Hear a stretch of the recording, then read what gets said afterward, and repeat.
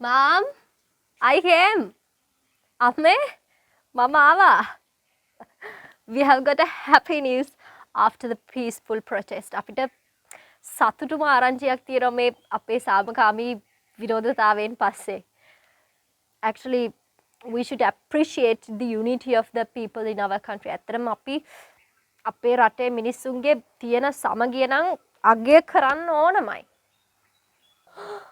අනේ මගේ පුතා ඇවිල්ලා. My son has come. I love you පුතා. ඔයාලා වගේ තරුණ පරම්පරාව තමයි අපේ රටේ ශක්තිය. ඒ වගේම අපේ රටේ අනාගතය. The younger generation of our country is our strength and the future of our country. I'm so proud of you. මට ඔයා ගැන ගොඩාක් ආඩම්බරයි. I'm proud of myself.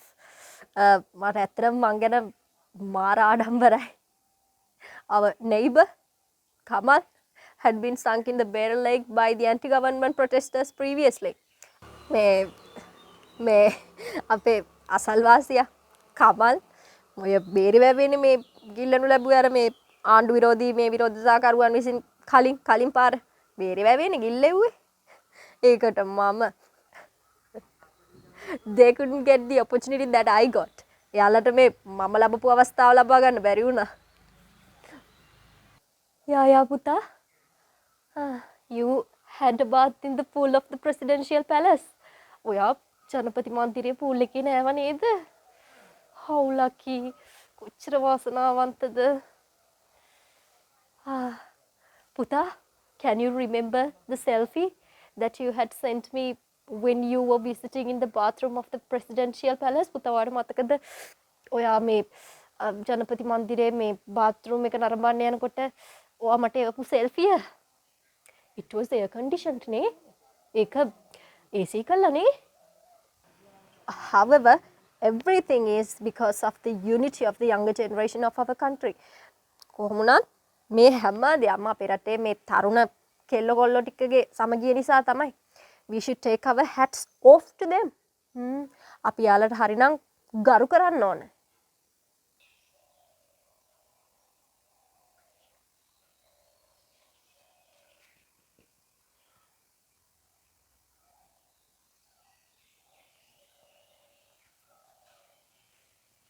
You are a disrespect for our family.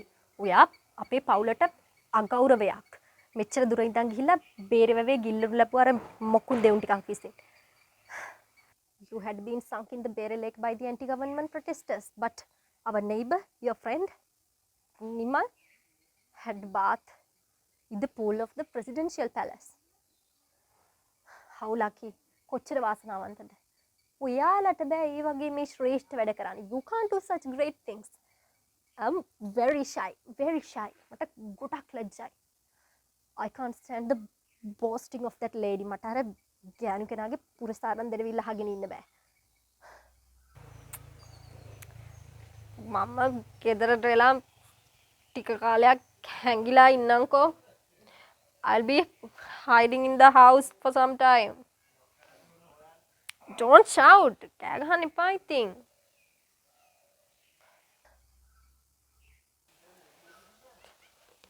Mom, Nimal's mother is coming.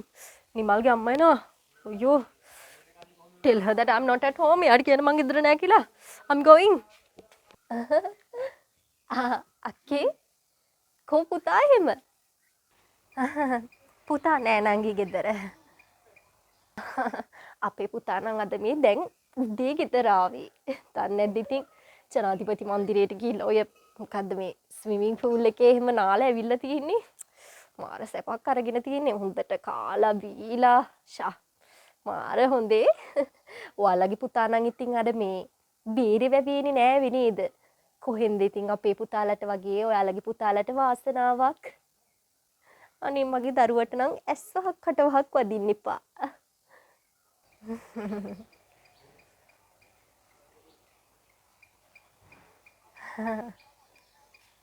දන්නවද අපේ පුතා ප්‍රෙසිඩෙන්ෂල් පැලස් එකේ bathroom එක visit කළානේ.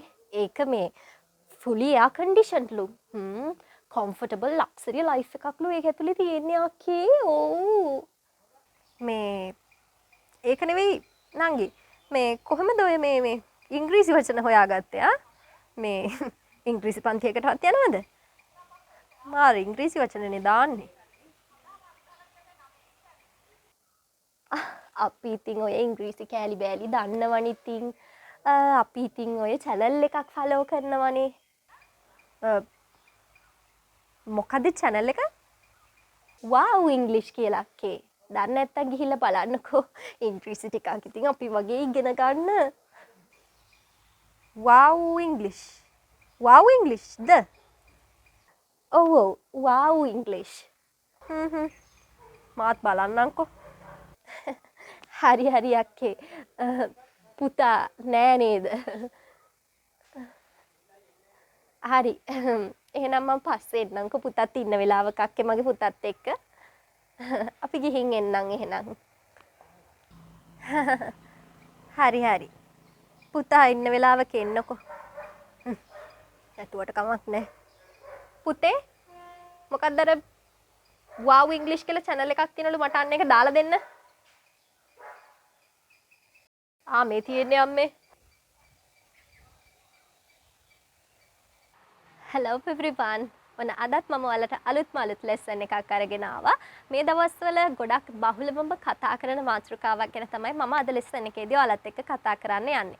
මේ දවස්වල daily conversation එකක් ගත්තාම ඒ conversation එක පුරාවටම තියෙන්නේ රටේ පවතින වත්මන් තත්ත්වය ගැන.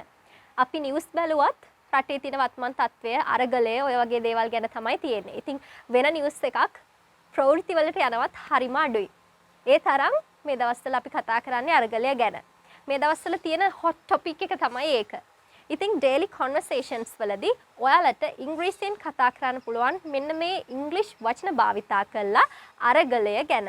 මේ විදිහට මම රටේ පවතින වත්මන් තත්ත්වය ගැන කතා කරලා ඒ වගේ vocabulary example sentences එක ඔයාලට දෙන්න ප්‍රධානම හේතුව තමයි අපේ daily conversations වලදී එදිනෙදා ජීවිතයේදී අපි විශේෂයෙන්ම කතා කරන වචන අපි ඒ කාලෙදිම ඉගෙන ගන්නකොට ඒවා අපිට ප්‍රායෝගිකව භාවිතා කරන්න අවස්ථා තියෙනවා.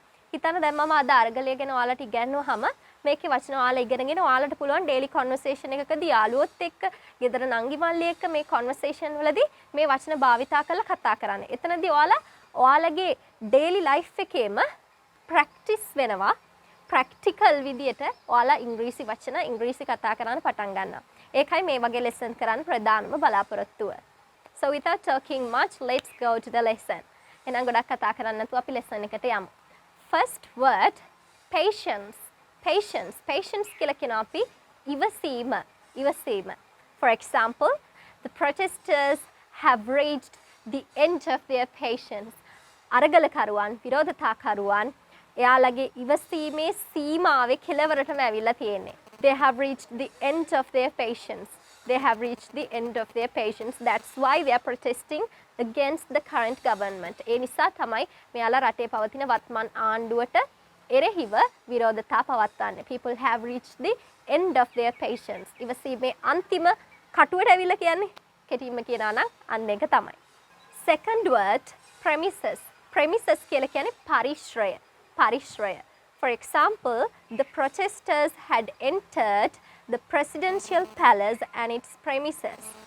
විරෝධතාකරුවන් ඇතුල් වෙලා තිබුණා presidential palace එකට, ජනාධිපති මන්දිරයට, ඒ වගේම and its premises. ඒකේ පරිශ්‍රයන්ට ඇතුල් වෙලා තිබ්බා. Next word, set fire to. Set fire to කියලා කියන්නේ ගිනි තබනවා. For example, they had set fire to the prime minister's house. ඔවුන් ගිනි තියලා තිබුණා අගමැතිගේ නිවසට. අගමැතිට කියනවා අපි prime minister. Next word, resign. Resign කියලා කියනවා අපි ඉල්ලාස් වෙනවා. For example, the president is going to resign from his position. ජනාධිපතිය ඔහුගේ තනතුරින් ඉල්ලාස් වෙන්න යනවා. අනාගතයේදී, in future. අනාගතයේදී සිදුවෙන දෙයක් නිසා තමයි අපි කියන්නේ is going to resign කියලා. The president is going to resign from his position. Next word, cabinet ministers. Cabinet ministers කියලා කියනවා cabinet අමාත්‍යවරුන්. For example, some cabinet ministers have already resigned from their positions.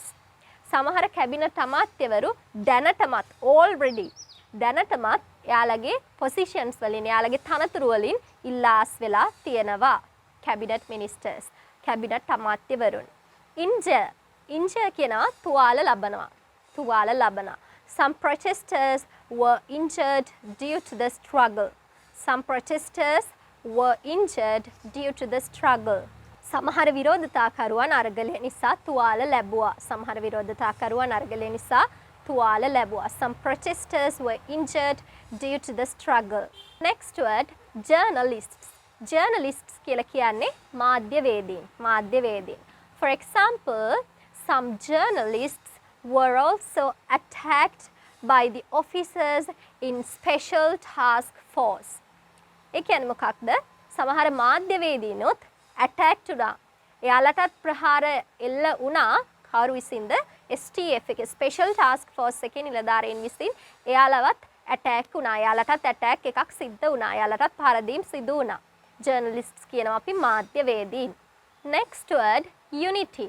unity කියලා කියන්නේ සාමය, එකමුතුකම. ඉතින් මේ දවස්වල අරගලය ගැන කතා වෙනකොට ලංකාවේ මිනිස්සුන්ගේ තියෙන එකමුතුකම නිසා තමයිනේ මේ හැම දෙයක්ම සිද්ධ වෙන්නේ නේද?